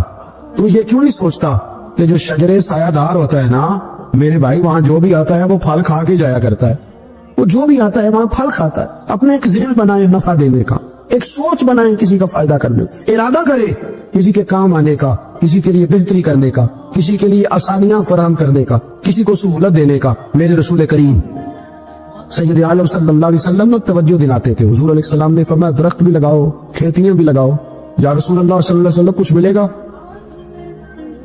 تو حضور نے فرمایا اس کھیت سے، اس درخت سے جب تک کوئی جاندار فائدہ اٹھاتا رہے گا اللہ تمہارے نام اعمال میں نیکیاں درج فرماتا رہے۔ کوئی درخت ہی لگا دو، کچھ کاری دو۔ محمود غزنوی گزر رہے تھے تو ایک بوڑھے کو دیکھا، اس کے ہاتھ کامتے ہیں تو پھر بھی وہ زمین کھود رہا ہے اور ایک درخت لگا رہا ہے۔ تو محمود غزنوی اس بوڑھے کو دیکھ کے نا تو بڑے حیران ہوئے، اس کے قریب گئے۔ تو دو قسم کی سوچیں ہوتی ہے نا، ایک یہ سوچ ہوتی ہے کہ بڑا لالچی ہے، اس عمر میں بھی یہ کیا کر رہا ہے، یہ بھی سوچ ہوتی ہے، اور ایک سوچ ہی ہوتی ہے کہ یار کتنا بھلا آدمی ہے، دیکھو ابھی محنت کر کے گزر رہا۔ سوچ ہی ہے نا، منفی کر لے یا مثبت کر لے۔ تو محمود غزنوی آگے بڑھے اور آگے بڑھ کے نا تو آپ اس بوڑھے سے کہنے لگے کہ بابا یہ کیا کر رہے ہو؟ تو کہنے لگے میں درخت لگا رہا ہوں۔ تو کہنے لگے بزرگوں اب آپ کی جو عمر ہے نا، یہ عمر نہ تو آپ اس کے پھل کھا سکیں گے، نہ چھاؤں میں بیٹھ سکیں گے، اور آپ کو تکلیف بھی بڑی ہے۔ تو بابا جی محمود کو جانتے ہی نہیں تھے، پلٹ کے کہنے لگے بیٹا چلو میں نہیں پھل کھاؤں گا تو میرے پوتے تو کھائیں گے نا، میرے نواسے تو کھائیں گے نا، تو آپ چھوڑے مجھے، میں تو اگلی نسلوں کا بھلا کر رہا ہوں۔ اب یہ سوچ ہماری بڑی کم ہوتی۔ حضور نے فرمایا تم میں سے بہتر وہ ہے جو لوگوں کے حق میں۔ اب یہ ایک جملہ حدیث پاک کا اگر ہم صحیح طرح اپنی زندگی میں نافذ کر لینا اتنا ہی، یار میں نے بہتر بننا ہے، اپنے بچوں کے حق میں بھی، بہن بھائیوں کے حق میں بھی، بیوی اور سسرال کے حق میں بھی، ننیال اور ددیال کے حق میں بھی، میں نے ان کا کوئی نہ کوئی نفع کرنا ہے۔ یہ حضور کی ایک حدیث انسان کو اتنا بڑا مقصد دے دیتی ہے نا، ساری زندگی بندہ لگا سکتا ہے، ساری زندگی اور با مقصد زندگی ہو جاتی ہے۔ جب زندگی با مقصد ہوتی ہے پھر بندہ بور بھی نہیں ہوتا، پریشان بھی نہیں ہوتا، تنگ بھی نہیں ہوتا کہ بے مقصد بے فائدہ کام۔ ایک ہے با مقصد۔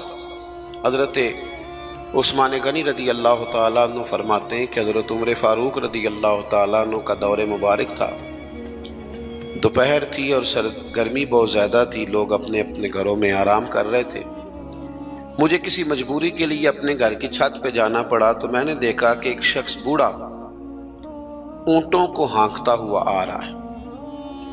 میرے ذہن میں خیال آیا کہ یار ساری دنیا دوپہر کو سو رہی ہے، شدت کی دھوپ ہے، آپ بھی سو جاتے، عصر کے وقت آپ اونٹوں کو چلا لیتے، یہ کون ہے جو اس وقت بھی؟ کہتے میں کچھ دیر رک گیا، لیکن جیسے ہی وہ میرے قریب آئے، وہ کوئی عام آدمی تو نہیں، وہ تو حضرت عمر فاروق ہے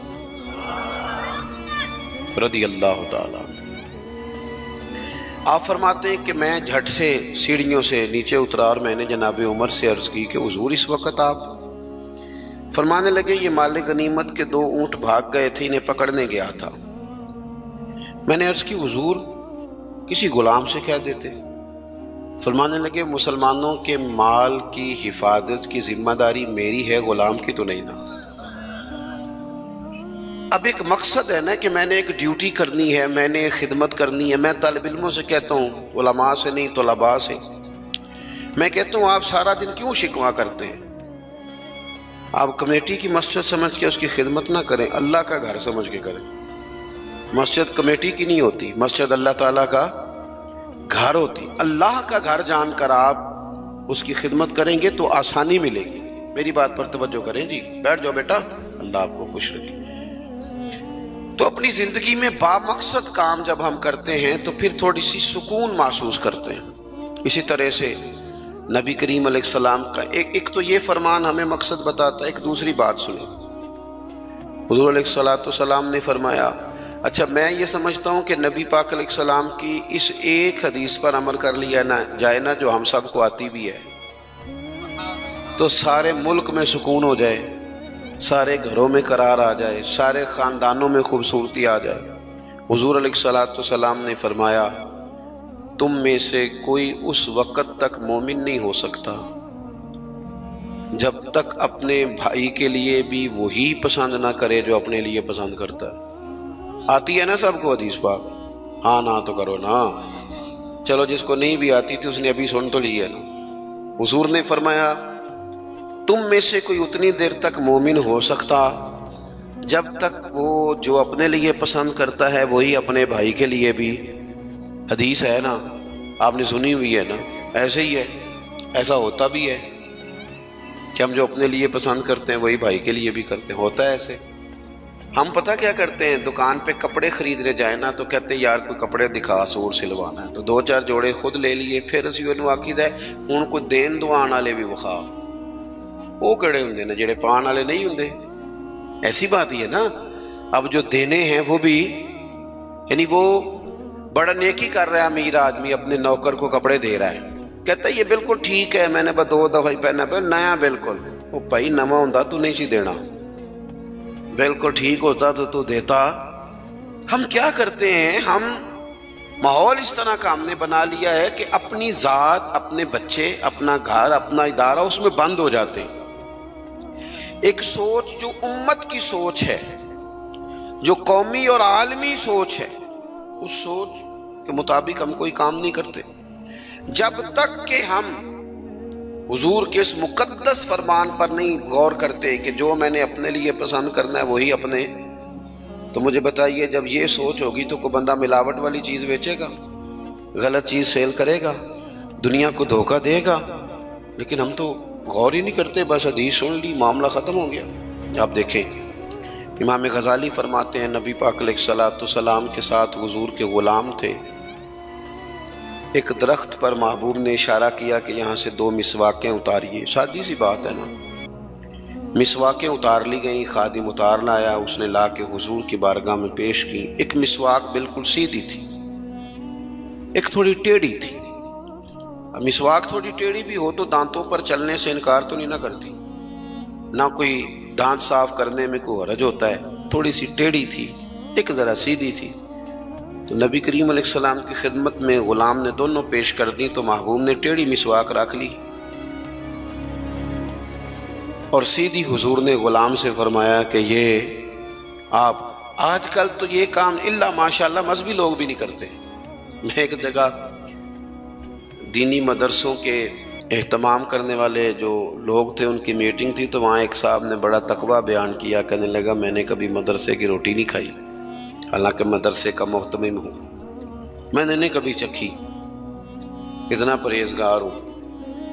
بعد میں میری باری آئی تو میں نے کہا جی میرا خیال ہے کہ آپ وہی روٹی کھایا کریں جو مدرسے میں پکتی ہے، آپ تقویٰ بدل دیں۔ آپ کو پتا تو وہ بیچارے بچے کھاتے کیا ہیں، جو کچھ کمیٹی کے صدر کے گھر پکتا ہے اور جو محتمم کے گھر پکتا ہے اسے غور کرنی چاہیے کہ طلباء کو وہی دے رہا ہے، ان کے ساتھ بھی رویہ وہی ہے۔ کیوں نہیں ان چیزوں کو سمجھتے کہ ہمیں نبی پاک علیہ السلام نے کن مقاصد حیات سے آگاہ کیا؟ اللہ کے حبیب علیہ السلام نے فرمایا ٹیڑھی مسواک مجھے دے دو، عرض کی حضور میرے ماں باپ قربان ہو، میری روح میری جان قربان ہو، آپ سیدھی رکھیں۔ حضور نے فرمایا نا بھئی، میں نے خود ہی تو امت کو قانون دیا ہے کہ مومن وہ ہے جو اپنے لیے پسند کرے وہی اپنے بھائی کے لیے بھی پسند کرے۔ اخلاقاً ایک بات اپنے دل سے پوچھیں، میں اپنے آپ سے پوچھوں، کیا ہمارا بہو کے بارے میں بھی وہی ذہن ہے جو بیٹی کے بارے میں؟ وہ ساری گنجائشیں، وہ ساری معافیاں جو بیٹی کو ملتی ہیں، اور نہیں ابھی بچی ہے تو نہیں ابھی چھوٹی ہے تو نہیں ہم نے ابھی کام کرائے نہیں تو نہیں ابھی مطلب اس پر کوئی بوجھ ڈالا نہیں تھا تو نہیں ذرا یہاں ماحول اور تھا، یہ جتنی کہانیاں بیٹی کے حق میں یاد ہوتی ہیں۔ مومن تو وہ ہے نا جو اپنے لیے پسند کرے وہی اپنے، تو یہ ساری کہانیاں بہو کے حق میں کیوں نہیں یاد آتی؟ یہ کیوں نہیں یاد آتی؟ یہ جو ہم اپنے داماد کو مشورہ دے رہے ہوتے ہیں کہ چل پتر غصہ نہ کر، آہستہ آہستہ ٹھیک ہو جائے گی، تو یہ والا مشورہ اپنے بیٹے کو کیوں نہیں دیتے بہو کے حق میں؟ خدا کے بندو، جب مومن کے اعلیٰ اخلاق ہوتے ہیں، اس کے مقاصد حیات بڑے ہوتے ہیں، وہ چھوٹی چھوٹی کچی کچی کمزور باتیں نہیں کرتا، خود غرض زندگی نہیں گزارتا، اس کا یہ سٹیٹس ہی نہیں ہوتا کہ بس اپنی ذات سے شروع ہو اور اپنی ذات پر وہ ختم ہو جائے۔ وہ بڑی باتیں کرتا ہے، بڑے خیالات کا مالک ہوتا ہے، بڑے حوصلے ہوتے ہیں اس کے، اس کا ظرف بڑا ہوتا ہے، اس کی سوچ بڑی ہوتی ہے، اس کا مزاج بڑا ہوتا ہے۔ تو اپنی زندگی کے اندر حضرت بایزید بسطامی رحمۃ اللہ علیہ کا ایک یہودی پڑوسی تھا اور مخالف بھی بڑا تھا، ساری زندگی اس نے حضرت بایزید کی مخالفت کی۔ کچھ لوگوں کو پتہ ہوتا ہے کہ جس کی میں مخالفت کر رہا ہوں بندہ ٹھیک ہے، پر اندر کے حسد کا کیا کچھ نہیں نہ جا سکتا، ساری زندگی حسد کرتے، اس نے بھی کیا اور بڑی غلط باتیں پھیلائیں۔ اس سے کوئی غلطی ہو گئی، اس یہودی سے جو یہودیوں کا عالم تھا، اس سے کوئی غلطی ہو گئی،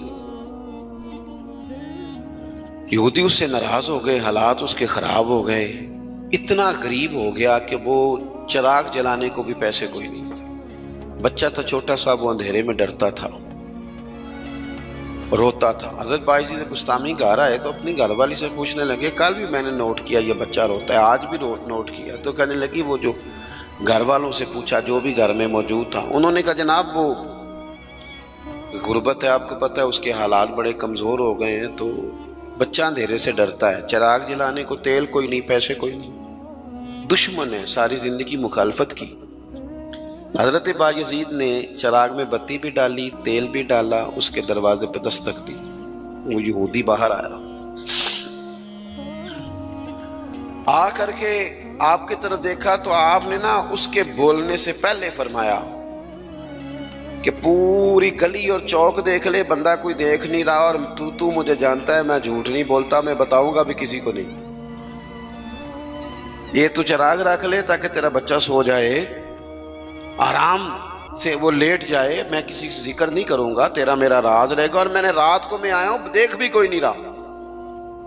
وہ یہودی کہتا ہے بولنے کی طاقت ہی کوئی نہ رہی، ہم تو دشمن کو بھی پاکیزہ سزا دیتے ہیں، ہم تو دشمن کو بھی پاکیزہ سزا دیتے ہیں۔ وہ اندر چلا گیا چراغ لے کے، رات بھر بچہ سویا رہا۔ دوسرا دن پھر ہوا، شام تھوڑی سی گہری ہوئی، لوگ اپنے اپنے گھروں میں سوئے، بچہ ڈرتا تھا اندھیرے سے۔ حضرت بایزید نے پھر چراغ میں تیل ڈالا، بتی ڈالی، دروازے پہ دستک دی۔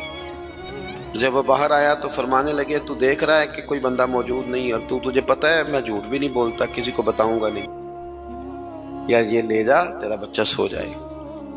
اس نے مخالفت کی ہے ساری زندگی، اس کو دے دیا، اس کا بچہ سو گیا۔ تیسرا دن پھر ہوا، وہی وقت، وہی انداز، وہی باتیں، دستک دے کے کہا کوئی شخص نہیں دیکھ رہا، چراغ لے لے، بتاؤں گا بھی کسی کو نہیں، اور تجھے پتہ ہے میں جھوٹ نہیں بولتا۔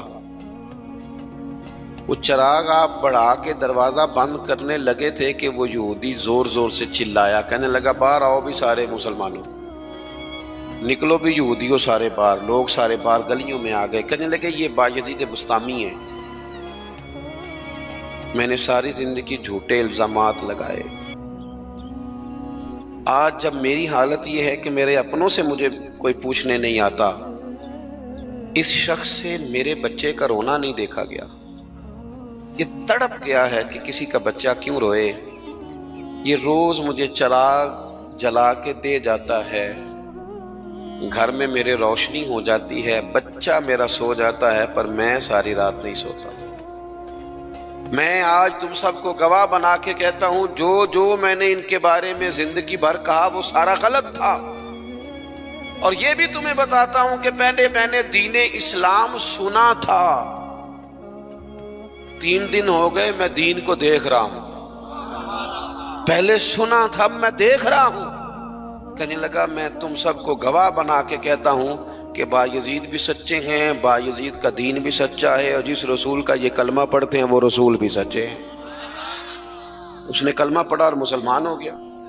ہمارا یہ حال ہے کہ سگا بھائی کہتا ہے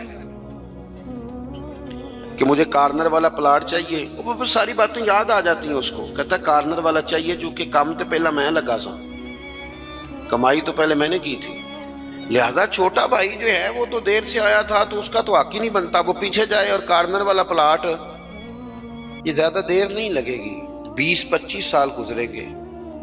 اس طرح آپ والد کو پریشان کر رہے ہیں، اس طرح آپ کے بچے آپ کو کریں گے، خدا نہ کرے، وہ بھی کہیں گے ابا یہ کارنر والا میرا ہے، تو کدھر سے آ گیا۔ تو حضور نے ہمیں اعلیٰ مقاصد، اعلیٰ اخلاق، اعلیٰ کردار، بڑی باتیں کرنے کا۔ ہمارے پاس بڑی کہانیاں ہوتی ہیں پر ساری اپنے حق میں، بڑے دلائل ہوتے ہیں پر سارے اپنے حق میں، بڑی باتیں آتی ہیں پر ساری۔ ہمارے ایک بزرگ کہا کرتے تھے میں ایسے بیوقوفوں کو جانتا ہوں جو کوئی چیز بھی پھینکے نہ تو اپنے گھر میں پھینکتے ہیں، حالانکہ بھولے بھلے بیوقوف اپنے گھر میں پھینکیں۔ تھوڑی سی نا خود غرضی کی چادر اتاری جائے، بڑی سوچیں پیدا کی جائیں، بڑے مقاصد پیدا کیے جائیں، تھوڑا سا نا بندہ کسی کے لیے بھی کبھی دعا کرے، کبھی اس کی آرزو ہو کہ کسی اور کے حق میں بھی وہ خیر کا جملہ کہے۔ حضرت مولا علی شیر خدا کرم اللہ تعالی وجہہ الکریم، میں نے یہ دیکھا ہے کہ جو بندے جس کے بچے روز 4,000 کے برگر کھا جاتے ہیں نا، اس کا ملازم اگر کہہ دینا کہ جناب اس دفعہ نا میرے لیے کچھ مشکل آ گئی ہے، کو 5,000 ایڈوانس چاہیے، تو جس کے گھر میں روز بچے کھانا پکنے کے باوجود 4,000 کا فاسٹ فوڈ کھاتے ہیں، وہ ملازم سے کہہ رہا ہوتا ہے تو خرچے کیوں نہیں کٹ کرتا، اپنی طاقت کے مطابق خرچ کر۔ دوسروں کو نصیحت کرنا آسان ہے، لیکن کیا مسئلہ ہے کہ ہم اپنے بچوں کے حق میں جتنی آسانیاں چاہتے ہیں وہ دوسروں کے بچے نہیں، دوسروں کی اولاد نہیں۔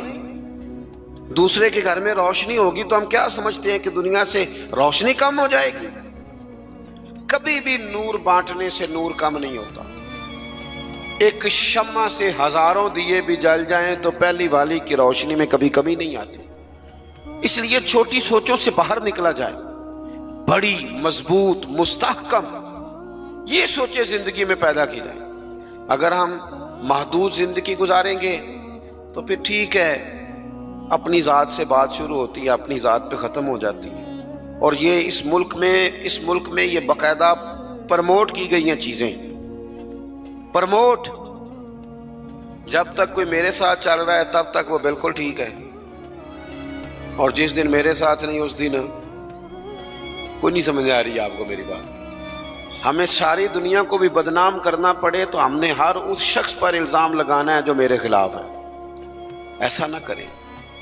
آپ ان چیزوں سے تھوڑا باہر نکلیں. اور یہ سارے ہی کام کرتے ہیں، کسی ایک کا نہیں مسئلہ، سب سیاسی، سماجی، فلاحی، الا ماشاء اللہ مذہبی. جو میرے ساتھ ہے وہ ٹھیک ہے، جو میرے ساتھ نہیں بندہ ہی ٹھیک نہیں. سرے سے بات ہی ختم ہو گئی. وہ خدا کے بندو، یہ دعویٰ صرف نبیوں کو سجتا ہے، صرف رسولوں کو سجتا ہے. باقی کوئی شخص یہ دعویٰ کرے تو دعویٰ اس کا 100% غلط. تو اپنی زندگی کے اندر ان باتوں پر ضرور غور کریں کہ اعلیٰ حضرت مولا علی شیر خدا کرم اللہ تعالی وجہ الکریم گھر سے نکلے، اپنے غلام سے کہنے لگے آج ذرا خریداری کرنے چلے. بازار تشریف لے گئے. وہاں سے 2 سوٹ خریدے. ایک ذرا کم قیمت کا تھا، ایک ذرا زیادہ قیمت کا تھا. اب وہ خرید کے دونوں تھیلے میں ڈال لیے. آپ کا خادم کہتا ہے میں سمجھ گیا، جو مہنگا ہے وہ آقا کا ہے اور جو سستا ہے وہ غلام کا ہے. کہتے ہیں لے کے واپس آئے. وہ چوک آ گیا، وہ جگہ آ گئی جہاں سے حضرت مولا علی نے اپنے کاشانہ نور پہ جانا تھا اور میں نے اپنے گھر جانا تھا. کہتے ہیں حضرت مولا کائنات فرمانے لگے ذرا میرے والا جوڑا مجھے دینا. کہتے میں نے وہ مہنگا والا نکال کے حضرت علی کو پیش کیا تو فرمانے لگے یہ نہیں میرا تو وہ دوسرا ہے. مجھے بتائیں کہ روب کپڑوں کا ہوتا ہے کہ کردار کا؟ بولیے. ہاں، 10 لاکھ کا جوتا ہو اور 20 لاکھ کا جوڑا ہو، 1.5 کروڑ کی پجارو ہو اور جناب 20 کروڑ کا گھر ہو، پر پیسے ہوں کرپشن کے، تو لوگ کوٹھی کے دروازے پہ کھڑے ہو کے کہہ دیتے ہیں غلط مال ہے اس کے پاس، بندہ ٹھیک نہیں.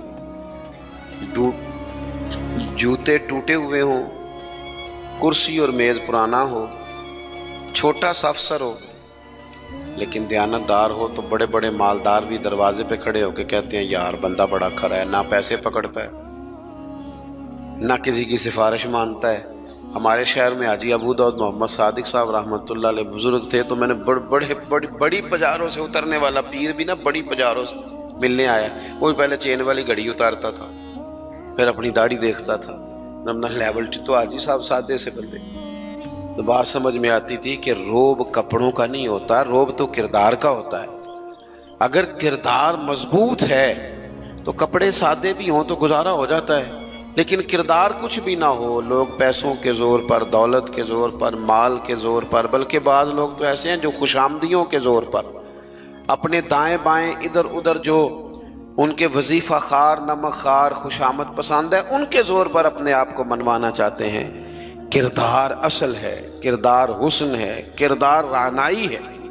آپ ہمیشہ تب بڑے ہوں گے جب آپ کے اخلاق میں، معاملات میں، لین دین میں صفائی ہوگی، پھر لوگ آپ کو بڑا جانیں گے. حضرت مولا علی شیر خدا کرم اللہ تعالی وجہ الکریم، اس سے کہا یہ نہیں میرا تو دوسرا ہے. تو کہا ٹھیک ہے جناب دوسرا ہے تو حضور آپ آقا ہیں، آپ کا کیسے دوسرا ہے، آپ کا تو یہ ہے. حضرت علی کہنے لگے نہیں وہ جو سستا، میری بات کی سمجھ آ رہی ہے آپ کو، وہ جو سستا جوڑا ہے نا وہ مجھے دو. تو اس نے ایک دلیل پیش کی آپ کے غلام نے. کہنے لگا حضور آپ مہنگے والا رکھیں، کیوں؟ آپ آقا ہیں اور میں سستا پہنتا ہوں کیونکہ میں غلام ہوں. تو حضرت علی کہنے لگے دلیل ہی قائم کرنی ہے نا تو میرے والی کر لے، تو مجھے سستا دے دینا کیونکہ میں بوڑھا ہوں، اور تو مہنگا پہن لے چونکہ تو جوان ہے. اگر کسی دلیل کی بنیاد پر ہی لباس پہننا ہے تو چلو اس طرح کرو، یہ والی دلیل قائم کر لو کہ بوڑھوں پر سستا بھی چل جاتا ہے اور جوانوں کے لیے ذرا کپڑے مہنگے ہوں، ذرا اچھے نئے اور ڈیزائنوں کے ہوں تو ذرا جوان خوش ہوتے ہیں. تو تھوڑے سے نا بڑا دل ہو، ذرا بڑا ظرف ہو، ذرا حوصلہ بڑا ہو، ذرا سوچ بڑی ہو، ذرا انسان کا معیار بڑا ہو. یہی بات میں حضور کے صحابہ میں آئی. آپ دیکھ لیں حضرت عمر کو، دیکھیں حضرت عثمان کو، اور خلیفہ اول بلا فصل حضرت ابوبکر صدیق کو، حضرت مولا علی شیر خدا کو. ان لوگوں نے بڑی بڑی باتیں کی، بڑا حوصلہ تھا ان. یہ ہمیشہ انقلابی باتیں. حضرت عثمان غنی، ان کا مال آیا پڑا ہے. اب ہمارے ہاں تو لوگ مصنوعی قلت بھی پیدا کر لیتے ہیں، لیکن مال آیا ہوا ہے. قلت کے قحط کے دن ہیں. آ کے تاجروں نے کہا حضرت عثمان غنی سے کہ آپ جتنے کا خریدا ہے نا، ہم تحقیق بھی نہیں کرتے، ڈبل لے لیں، ہمیں دے دیں. حضرت عثمان کہنے لگے مجھے زیادہ نفع ملتا ہے. انہوں نے کہا 3 گنا لے لیں. کہنے لگے زیادہ ملتا ہے. 4 گنا لے لیں. فرمایا زیادہ ملتا ہے. کہنے لگے اس سے زیادہ ہم نہیں دے سکتے. وہ بندہ بتائیں جو زیادہ دیتا ہے. حضرت عثمان غنی کہنے لگے مجھے تو 700 گنا کی امید ہے. جناب کس طرح؟ تو حضرت عثمان نے مسجد میں اعلان کروایا یا کسی ذریعے سے لوگوں تک پیغام پہنچایا کہ جو غریب گندم نہیں نہ خرید سکتا وہ آ کے لے جائے، آ کے لے جائے نا. فرمایا مجھے رب کی بارگاہ سے 700 گنا کی امید. تو بڑا دل ہو، بڑا حوصلہ ہو. بس بات ختم کرنے لگا ہوں. حضور کی جو اولاد پاک ہے اس کا بھی یہی مزاج ہے. زندگی بھر سخاوتیں، لوگوں پر محبتیں، ان لوگوں کا درگزر، ان لوگوں کا اپنے لیے نہیں. انہوں نے جب بھی سوچا نبی کریم کی ساری امت کے لیے سوچا. حضرت امام حسن رضی اللہ تعالیٰ عنہ فرماتے ہیں میری والدہ سیدہ طیبہ طاہرہ حضرت فاطمہ الزہرا رضی اللہ تعالیٰ عنہ تو جب دعا مانگتی تھی تب بھی حضور کی ساری امت کے لیے مانگتی تھی.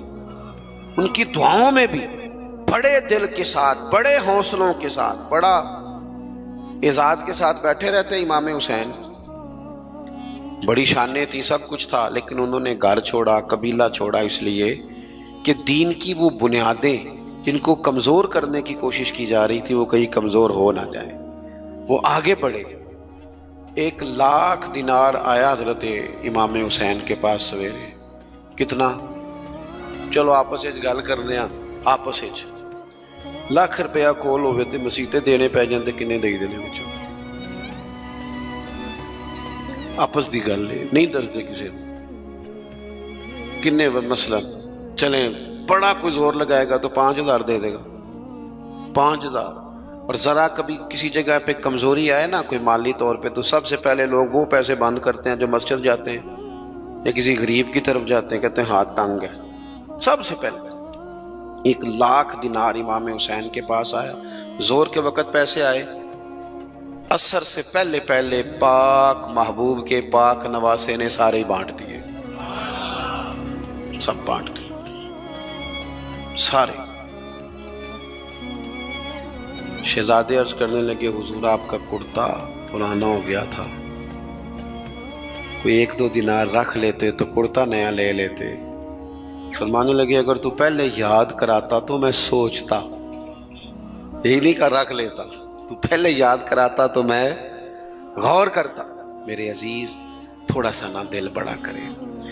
ہم نے اپنے بچوں کو سکھایا کہ کاردہ سوچ، کچھ اپنے کاردہ سوچ. ان سے کبھی کبھی یہ بھی کہا کرو بیٹا ملت کا سوچ، مذہب کا سوچ، وطن کا سوچ، قبیلے کا سوچ، بڑا دل کر، بڑی بات کر. ہمارے جوان اتنے باصلاحیت ہیں، اللہ کے فضل سے اتنے باصلاحیت ہیں کہ ایک بچہ پورے علاقے کو سنبھال سکتا ہے، لیکن ان کو بڑا دل نہیں ملتا، بڑا حوصلہ نہیں ملتا، بڑی تھپکی نہیں ملتی، پشت پنائی بڑی نہیں ملتی. وہ بیچارے محدود ہو کے رہ جاتے ہیں، محدود ہو کے کہ بس ٹھیک ہے گھر چل گیا، پیسے 4 آ گئے، کوٹھی چھوٹی بن گئی تو چھٹی. بھئی یہ کام تو غیر مسلم بھی کر لیتا ہے، یہ تو ساری دنیا کر رہی. جوانوں تھوڑا بڑا دل. اقبال کہتے ہیں ان کے بیٹے نے خط لکھا نا کہ ابا جی حالات کچھ خراب ہو گئے تو کوئی قرضہ لے لوں تھوڑا سا کسی سے. تو اقبال کہنے لگے دیار عشق میں اپنا مقام پیدا کر اور نیا زمانہ نئے صبح و شام پیدا کر. اور پھر فرمانے لگے میرا طریق امیری نہیں فقیری ہے، خود ہی نہ بیچ غریبی میں نام پیدا کر۔